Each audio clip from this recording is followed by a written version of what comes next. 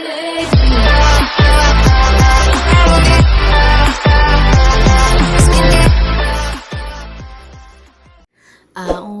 billahi minasyaitonir rajim.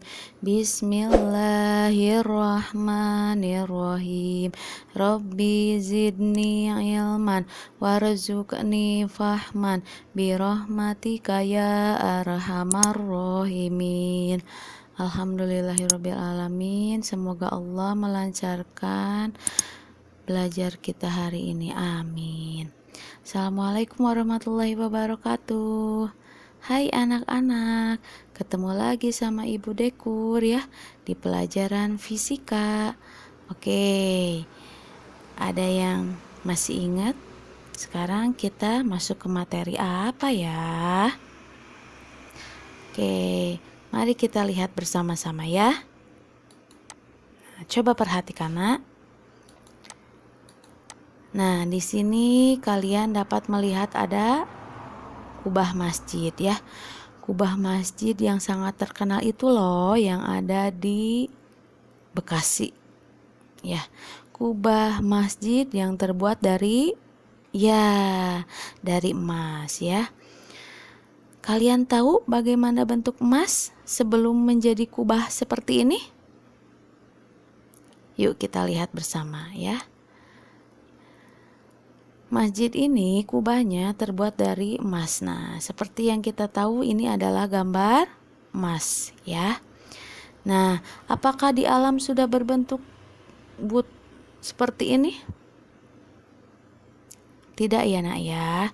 Di alam bentuk emas, dan emas merupakan salah satu barang tambang ya. Jadi semua barang tambang itu berbentuk sebagai butiran kecil atau serbuk. Nah, seperti ini ya. Jadi di alam itu bentuk barang tambang, semua barang tambang adalah berbentuk serbuk ya. Nah, begitu pula emas ya. Emas ini di alam bentuknya adalah serbuk. Dan didapatkannya itu tidak sendiri. Jadi tidak ada lokalisasi emas. Jadi emas itu akan bercampur dengan logam-logam yang lain ya, seperti besi, baja, nikel, aluminium dan sebagainya. Lalu oleh para penambang dipisahkan. Yang emas disatukan dengan yang emas, yang perak disatukan dengan yang perak, yang aluminium disatukan dengan aluminium. Lalu dimasukkan ke dalam mesin, lalu dicetak menjadi bentuknya seperti batangan yang terlihat di slide ya. Seperti itu, jadi kurang lebih prosesnya seperti itu ya. Jadi kubah emas masjid ini terbuat dari serbuk emas. Kita lihat lagi gambar selanjutnya. Nah, di sini ibu punya pensil ya. Bungkusnya berwarna biru dan ujungnya itu yang buat kita nulis ada warna hitam. Menurut kalian coba pensil itu terdiri dari berapa macam bahan ya? Ya, betul ya. Jadi pensil itu terdiri dari 2 macam bahan, yaitu kayu ya sebagai bagian luarnya, dan juga serbuk karbon yang bagian hitamnya ya. Tinta pensilnya itu terbuat dari serbuk karbon. Nah, bagaimana cara mengolahnya ya? Batang kayu dipotong sesuai dengan ukuran pensil ya, tentulah dengan menggunakan mesin ya nak ya. Lalu serbuk-serbuk karbon dipadatkan menggunakan mesin juga dan disimpan di tengah-tengah pensil. Dan akhirnya menjadi bentuk pensil yang kita gunakan sehari-hari ya. Jadi itu kurang lebih proses pembuatan pensil. Nah, dari gambar yang pertama tadi yang kubah emas dan juga gambar pensil ini, kira-kira apa perbedaan dan persamaannya ya nak ya? Coba, ada yang sudah bisa menerawang apa persamaan dan perbedaan dari pensil dan juga kubah masjid yang tadi?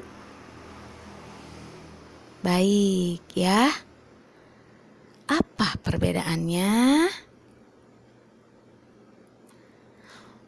Untuk menjawab itu, hari ini kita akan masuk ke materi unsur senyawa dan campuran ya.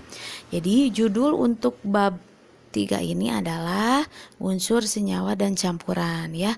Namun untuk pertemuan kali ini Ibu akan membahas tentang unsur dan senyawa. Ya, kita lihat tujuan pembelajarannya ya nak ya.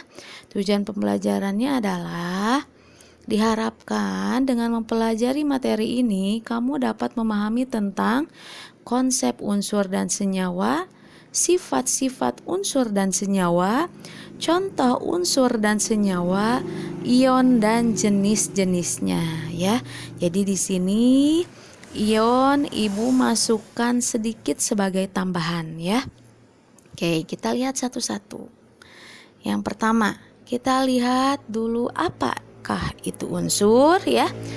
Unsur itu merupakan zat tunggal yang tidak bisa diuraikan lagi. Nah, ini contohnya Ibu sediakan tabel, ada 16 buah unsur ya. Dari aluminium, aurum, argentum, kalsium, cuprum, ferum, natrium, plumbum, stannum, oksigen, hidrogen, karbon, sulfur, fosforus, nitrogen, dan iodium. Dan kenyataannya di alam itu sungguh sangat banyak ya. Kurang lebih ada 114 unsur alam yang diberikan Allah kepada kita untuk dimanfaatkan dengan sebaik-baiknya ya. Nah, di tabel ini pula kalian bisa mengetahui nama Indonesianya itu apa ya. Mulai dari aluminium, emas, perak, kalsium, tembaga, besi, natrium, timbal, timah, oksigen, hidrogen, karbon, belerang, fosfor, nitrogen, dan iodin. Dan lambangnya ya. Aluminium lambangnya Al, emas AU, perak Ag, kalsium Ca, tembaga Cu, besi Fe, natrium Na, timbal Pb, timah Sn, oksigen O, hidrogen H, karbon C, belerang S, fosfor P, nitrogen N, dan iodin I. Ya, wujudnya bisa kalian lihat di tabelnya ya. Bahwa aluminium, emas, perak itu berupa padatan, tembaga, besi juga dia adalah padatan, timah padat, oksigen berupa gas serta hidrogen, karbon berupa padat yang tadi ya isi pensil itu ya, belerang dan iodin berupa cairan, dan nitrogen berupa gas ya. Jadi ibu hanya menampilkan 16 saja, tetapi sesungguhnya di alam itu ada banyak. Nah, oleh ilmuwan kimia dibuatkan yang namanya sistem periodik ya. Nah, ini dia ya, tabel periodik unsur ya. Jadi ada banyak sekali ya. Nah, di sini ada tulisan, perhatikan. Di sini ada tulisan 1A. Jadi cara membacanya adalah ini adalah golongan 1A. Hidrogen, Li, natrium, kalium, Rb, Cs, Fr ya. Jadi ini adalah golongan 1A. Jadi cara bacanya dari atas ke bawah ya. Ini golongan 2A dari Be sampai ke Ra ya. Ini 3B dari Sc sampai ke Ac. Ini 4B Ti sampai Rf. 5B V sampai Db. 6B Cr sampai Sg. Lalu loncat ke sini ke 7B Fe sampai Os. 8B Ni sampai Pt. 1B Cu sampai Au. 2B Zn sampai Hg. 3A B sampai Tl. 4A C sampai PB, 5A N sampai BI, 6A O sampai PO, 7A F sampai AT, dan 8A HE sampai RN. Nah, di sini kalian melihat ada angka 1, 3, 11 ya. Itu adalah nomor massa ya. Jadi unsur atau atom H ini masanya adalah 1, Li masanya adalah 3 gitu ya.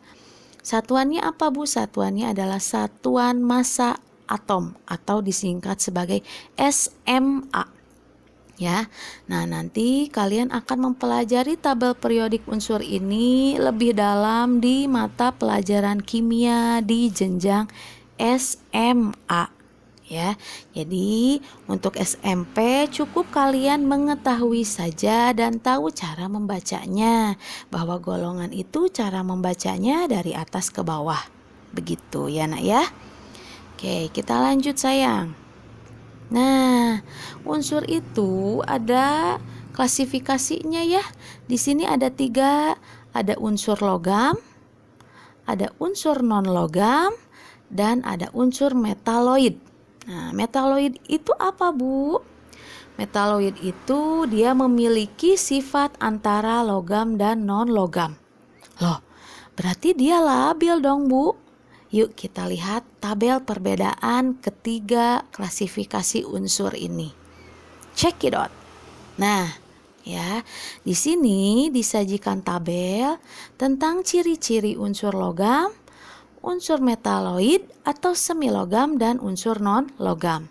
Nah, kita lihat dari yang atas ya, bahwa unsur logam itu berwujud padat kecuali raksa ya. Pada suhu kamar dia menjadi cair ya. Jadi suhu kamar itu apa Bu? Suhu kamar itu suhu ruangan, suhu rumah kalian, suhu kamar kalian, atau suhu kelas kalian. Jadi suhu kamar itu yang suhu normal, tidak menggunakan air conditioner ya, tidak menggunakan AC ya. Jadi itu adalah yang dimaksud dengan suhu kamar. Nah, untuk unsur metaloid sama seperti unsur logam, umumnya berupa zat padat ya. Dan unsur non logam itu ada yang cair, ada yang gas, dan ada padatan serbuk. Nah, untuk titik didih dan titik lelehnya untuk logam itu tinggi.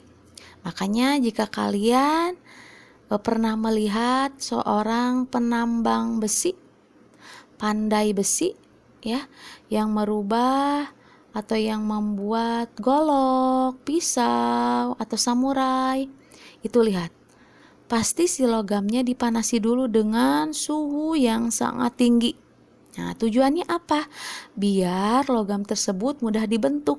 Kalau mudah dibentuk berarti logam itu dalam keadaan meleleh. Nah, lalu bisa kalian lihat juga dipukul-pukul ya sama palu yang besar agar mudah dibentuk ya. Jadi itu ya, unsur logam itu titik didih dan titik lelehnya tinggi. Nah, unsur metaloid sama seperti unsur logam, dia titik didih dan titik lelehnya relatif tinggi. Nah, kalau unsur non logam, titik didih dan titik lelehnya rendah. Ya. Nah, kalau unsur logam dia bersifat konduktor. Konduktor itu apa, Bu? Konduktor itu dia bisa dialiri listrik. Ya. Nah, kalau unsur metaloid itu semikonduktor. Jadi kadang bisa dialiri listrik, kadang tidak, tergantung suhu si semi logam tersebut. Ya, kalau suhunya tinggi berarti dia bisa dialiri listrik. Kalau suhunya sedang rendah berarti dia tidak bisa dialiri listrik. Ya, jadi itu makna dari semikonduktor. Nah, kalau untuk unsur non logam dia adalah non konduktor atau boleh disebut juga isolator ya. Non konduktor atau isolator itu berarti dia tidak bisa dialiri listrik. Yang kayak gimana sih Bu? Makin penasaran sama contohnya? Nanti Ibu tampilkan contohnya ya. Lanjut dulu ya. Nah, kalau unsur logam itu secara fisik dia berkilau. Coba kalian perhatikan perak dan emas atau besi. Berkilau tidak, Nak? Ya, berkilau ya. Nah, kalau semi logam atau metaloid ada yang berkilau dan ada yang tidak. Nah, untuk unsur non logam dia tidak berkilau. Nah, yang selanjutnya unsur logam itu lunak dan kuat. Di sini lunak itu artinya masih bisa dibentuk seperti yang tadi Ibu contohkan ya. Seorang pandai besi membuat pedang atau samurai, itu berarti bisa meleleh. Berarti bisa dibentuk ya, itu makna dari kata lunak. Nah, kalau unsur semi logam atau metaloid itu ada yang sebagian kuat dan ada yang sebagian rapuh ya. Dan untuk unsur non logam dia rata-rata rapuh. Ya, jadi mudah rusak ya, tidak kuat. Nah, unsur non logam itu tidak dapat ditempa alias tidak dapat dibentuk. Ya udah, kalau bentuknya udah seperti itu ya udah begitu aja ya. Ketika ditempa dia akan rusak karena sifatnya rapuh. Nah, kalau unsur logam dia dapat ditempa. Nah, kalau unsur yang semi logam ada yang bisa ditempa, ada yang tidak ya, karena kita ingat tadi bahwa unsur metaloid itu sifatnya ada yang mirip logam dan ada yang mirip non logam ya. Nah, contohnya apa Bu dari unsur logam? Di situ Ibu sajikan di tabel ya. Contohnya ada natrium, ada perak, ada besi, ada seng dan ada raksa. Nah, untuk unsur non logam di sini Ibu tampilkan contohnya ada belerang, ada karbon, ada helium dan brom. Nah, untuk unsur metaloidnya Ibu tuliskan di tabel ada silikon, ada boron, ada arsenik dan astatin. Nah, biar lebih jelas, mari kita lihat slide selanjutnya. Nah, ini dia gambarnya ya. Ini contoh dari unsur logam ya. Ada perak atau nama kimianya adalah argentum atau singkatannya adalah Ag, dan ada unsur raksa hydrogrium, dia singkatannya adalah Hg, dan ada unsur natrium singkatannya adalah Na. Nah, lihat lagi slide selanjutnya. Ada apa ya? Nah, unsur non logam nih, belerang ya. Belerang atau sulfur atau simbolnya adalah S, itu dia berwarna kuning ya, berupa padatan ya. Bromin tuh, dia berupa cairan ya, itu zat yang berbahaya. Makanya di situ lihat di botolnya ada gambar tengkorak ya. Kalau ada gambar tengkorak berarti itu adalah zat yang berbahaya. Nah, untuk yang selanjutnya bentuknya adalah gas. Gas helium. Nah, kalian tahu balon udara? Ya. Balon udara bisa terbang karena diisi oleh gas helium yang dipanaskan ya. Nah, ini contoh dari unsur non logam. Nah, bagaimana dengan unsur metaloid? Ini dia gambarnya, Nak. Ya, ada silikon. Kalian lihat di situ berkilau, ya. Berarti masuk ke ciri-ciri logam. Arsenik juga berkilau, ya. Dan boron dia tidak berkilau, berarti masuk ke ciri non logam, ya. Jadi diingat ya, kalau unsur metaloid itu ada yang seperti logam, ada yang tidak. Oke, sampai di sini bisa? Baik, kita lanjutkan. Nah, kita lanjut ya. Kita masuk ke molekul dan senyawa. Apa itu molekul? Molekul itu adalah gabungan dari dua unsur atau lebih melalui reaksi kimia. Ya, jadi butuh alat lab. Ya, butuh alat lab untuk membuat suatu molekul. Ya, ada molekul unsur, ada molekul senyawa. Kalau molekul unsur itu gabungan dari unsur-unsur yang sejenis. Nah, kalian bisa lihat di sini gambarnya ya. Ada molekul oksigen, berarti ada O dengan O. sejenis berdua. Ada molekul nitrogen, berarti ada N dengan N. Ya. Terus ada molekul fosfor, ada F dengan F, ada F dan F, ada 4. Nah, Ibu ini kenapa, Bu? Ada yang berdua, ada yang berempat. Nah, ini tergantung yang tersedia di alam. Ya.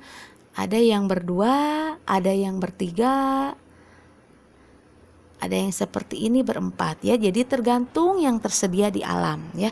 Jadi ini adalah penggambarannya saja.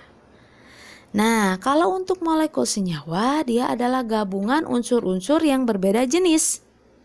Perhatikan di sini ada molekul air.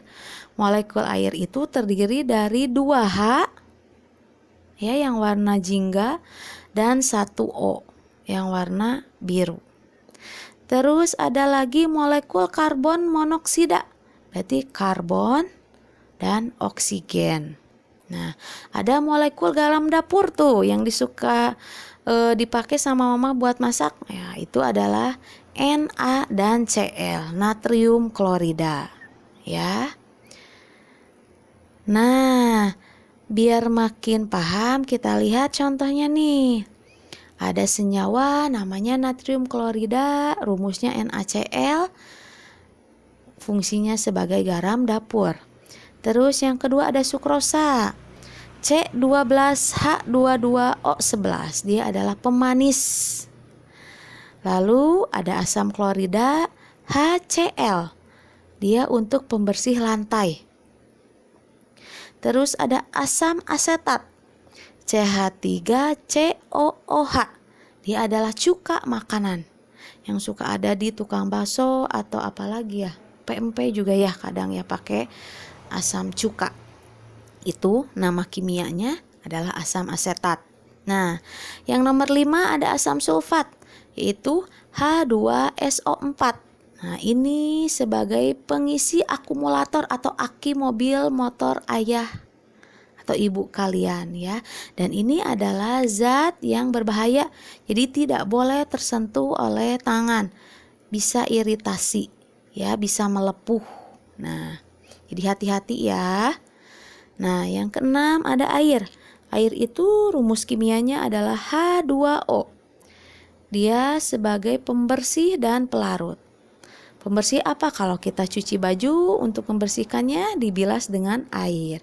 Kalau kita mau minum sirup, nah kita tambahkan air. Ya, berarti air di sini sebagai pelarut. Ya. Nah, yang nomor 7 ada urea. Pupuk ya nak ya. Itu rumus kimianya adalah CO dalam kurung NH2 tutup kurung 2. Nah, lalu ada asam askorbat. Dia adalah vitamin C ya, dan juga ada di buah-buahan ya. Bisa vitamin C yang ada di buah-buahan atau vitamin C yang berupa serbuk atau tablet ya. Rumus kimianya dia adalah C6H8O6. Lalu ada aspirin. Aspirin itu adalah obat sakit kepala. Rumus kimianya adalah C9H8 dan O4. Dan yang terakhir ada soda kue, NaHCO3, dia untuk membuat roti.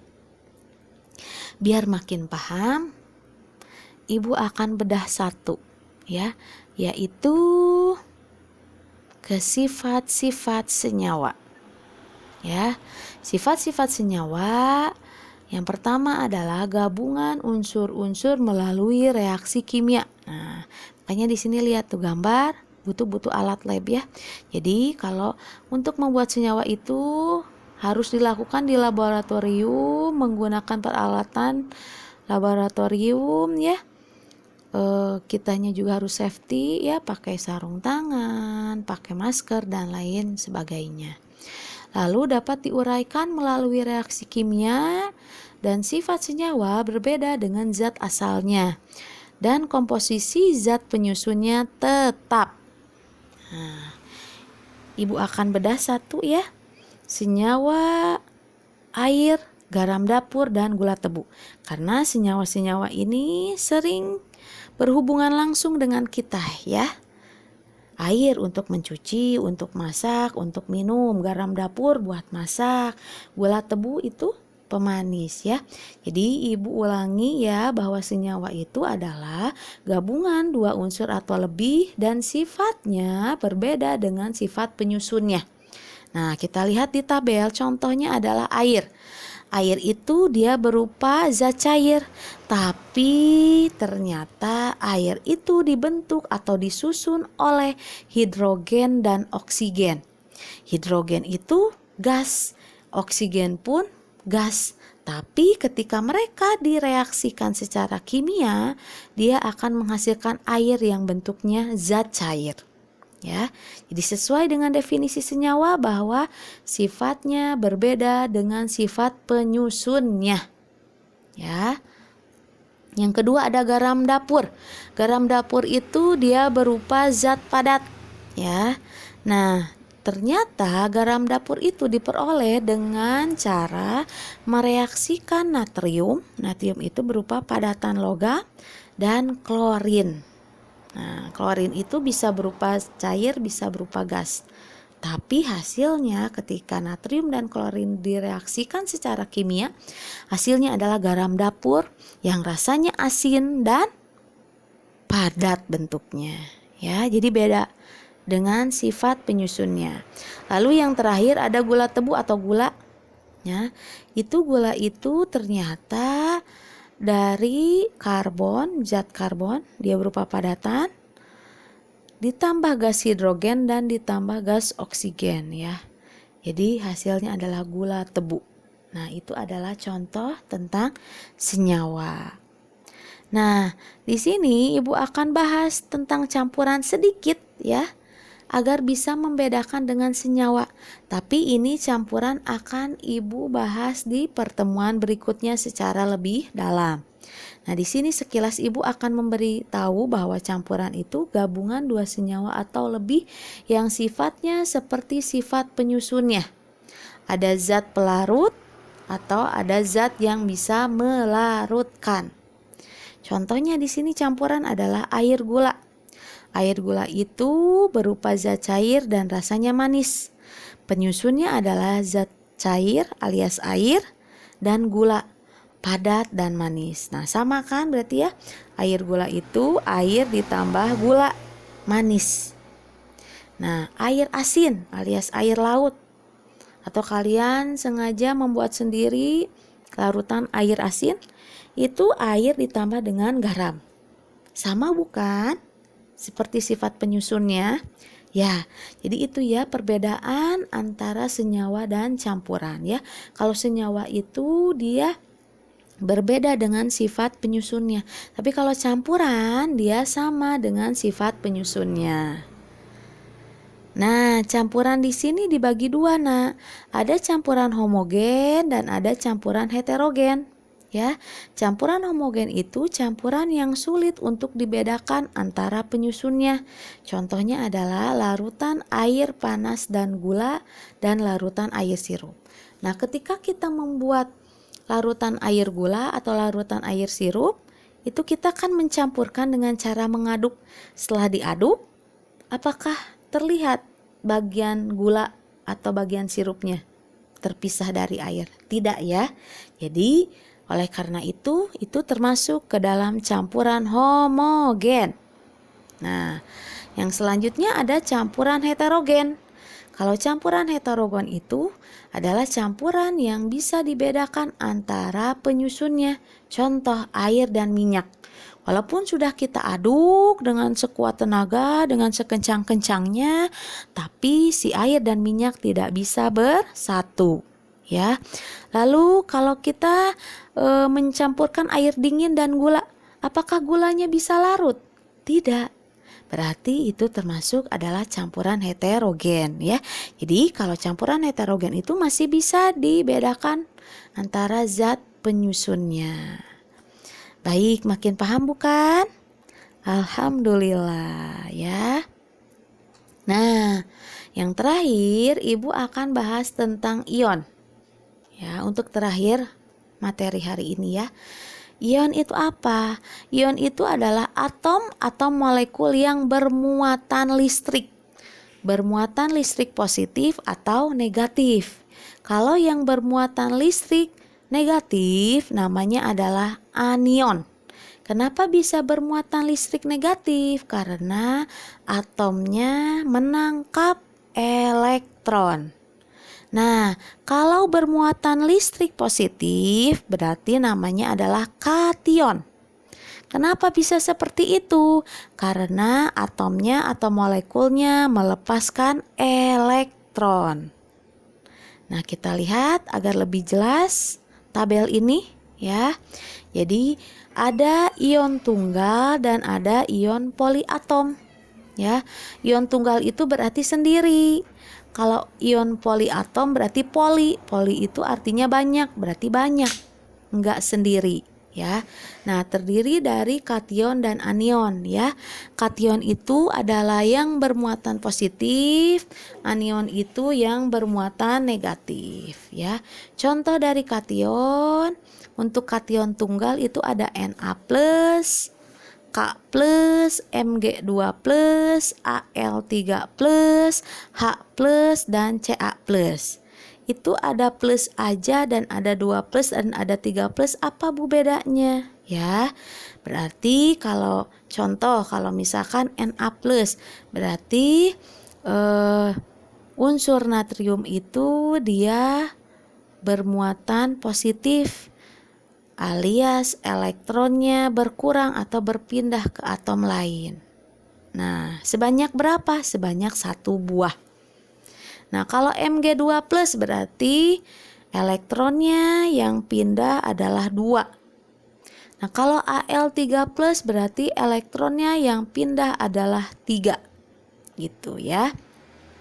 Sehingga mereka semua menjadi bermuatan positif ya. Nah, untuk poliatomnya contoh dari kation adalah NH4+ tuh. Kalian bisa lihat ya di sini ada NH4+ ya. Karena ada poli itu banyak berarti banyak atomnya. Ada atom N dan atom H bergabung membentuk kation 4+.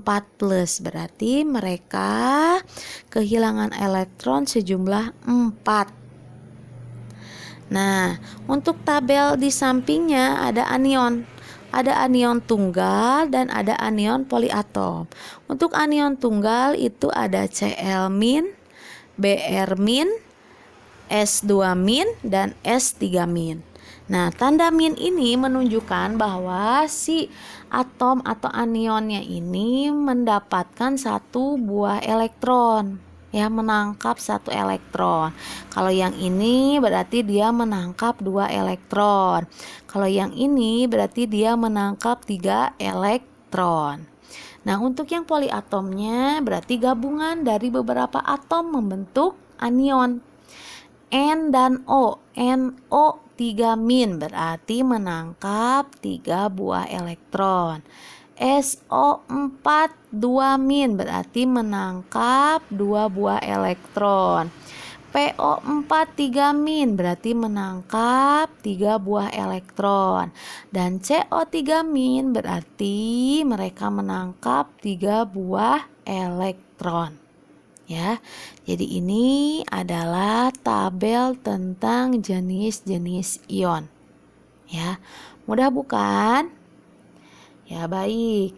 Kita lanjut, kita lihat slide selanjutnya ada apa ya. Nah, kita mulai latihan ya, agar tidak lupa. Kita lihat yang nomor 1. Di bawah ini yang merupakan lambang unsur timah. Ayo, apa unsur timah? Zr, Zn, Sn, atau Rn? Coba ingat-ingat dari yang tadi Ibu kasih tabel. Ya, betul. Jawabannya adalah Sn. Kita lanjut yang nomor 2. Contoh senyawa adalah. Ingat, senyawa itu apa? Senyawa itu gabungan 2 unsur atau lebih yang sifatnya berbeda dengan penyusunnya. Ingat-ingat apa?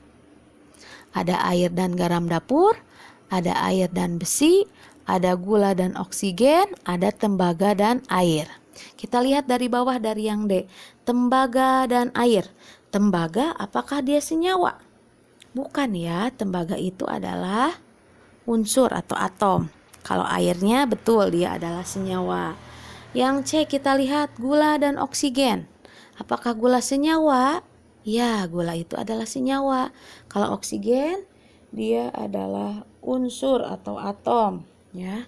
Lalu yang B lihat ada air dan besi. Apakah air itu senyawa? Betul, air itu adalah senyawa, tapi besinya bukan senyawa, dia adalah unsur, ya. Yang A berarti jawabannya ya, air dan garam dapur. Air itu hasil dari reaksi hidrogen dan oksigen. Kalau garam dapur itu hasil reaksi dari natrium dan klorida. Berarti jawabannya adalah A.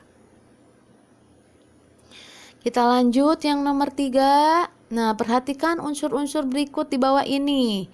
Ada besi, nikel, oksigen, iodium, dan platina. Dari unsur-unsur di atas yang merupakan unsur logam. Coba ingat-ingat lagi apa? Besi logam? Iya.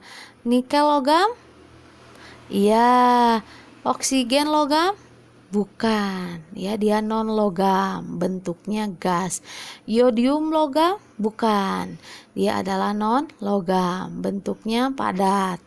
Platina? Ya, atau sering disebutnya juga adalah besi putih. Ya, platina itu. Jadi jawabannya adalah 1, 2, dan 5. Berarti mana tuh?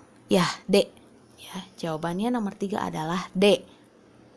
Lanjut lagi biar makin paham. Unsur yang memiliki lambang S adalah S, sulfur. Sulfur nama kimianya, nama sehari-harinya adalah belerang. Ya, hati-hati tertukar dengan silikon. Kalau silikon itu adalah Si. Ya. Kalau timah apa tadi? Sn. Kalau seng apa tadi? Zn. Ya. Bisa ya? Bagus. Ke nomor 5. Nah, stannum adalah nama lain untuk unsur timah. Ya, tadi sudah dibahas ya sebelumnya ya. Kita lanjut. Nomor 6. Di antara zat berikut yang termasuk campuran adalah, ingat campuran itu sama seperti zat penyusunnya. Mana coba? Ih, pinter. Jawabannya adalah A. Minuman kopi. Kopi serbuk rasanya pahit. Kalau minuman kopi berarti kopi ditambah air. Rasanya tetap pahit? Tetap ya kalau tidak menggunakan gula. Nomor 7. Di sini ibu akan menyajikan fakta unik. Ya, sebelum ibu mengakhiri pembelajaran hari ini, ibu akan memberitahu tentang fakta unik. Ya, apa fakta uniknya tentang karbon? Nah, bahwa si karbon ini adalah unsur yang spesial. Spesialnya apa, Bu? Karena karbon itu ditemukan di alam dalam 3 bentuk yang berbeda, yaitu intan, grafit, yang pada pensil tadi ya di slide yang awal, dan bentuk bebas yang dipakai di arang untuk bikin bakar sate ya. Nah, ketiga bentuk karbon tersebut terjadi karena atom karbon saling berikatan dengan cara yang berbeda-beda. Nah, karbon juga merupakan satu-satunya unsur yang dapat membentuk banyak senyawa, mulai dari senyawa karbon pada tubuh kita hingga senyawa karbon pada pembungkus plastik. Kalian tahu plastik yang warna hitam? Nah, itu dia adalah mengandung karbon, apalagi yang aromanya tercium bau. Itu hati-hati ya. Tidak boleh digunakan untuk membungkus makanan. Nah, kita lihat nih, intan. Nih yang suka ada di perhiasan mamah kalian. Itu ternyata adalah karbon. Ya. Lalu ini adalah grafit. Nah, ini yang dijadikan isi pensil. Ya, warnanya hitam. Nah, yang terakhir adalah bentuknya bebas atau seperti pada arang ya, yang ini buat bakar sate ya. Jadi itulah unsur yang spesial pada hari ini adalah karbon ya. Oke, alhamdulillahirabbil alamin, pembelajaran kita hari ini cukup. Insya Allah kita bertemu lagi minggu depan dengan materi yang berbeda. Tetap stay tune di channel Ibu Dekur Fisika. Assalamualaikum warahmatullahi wabarakatuh.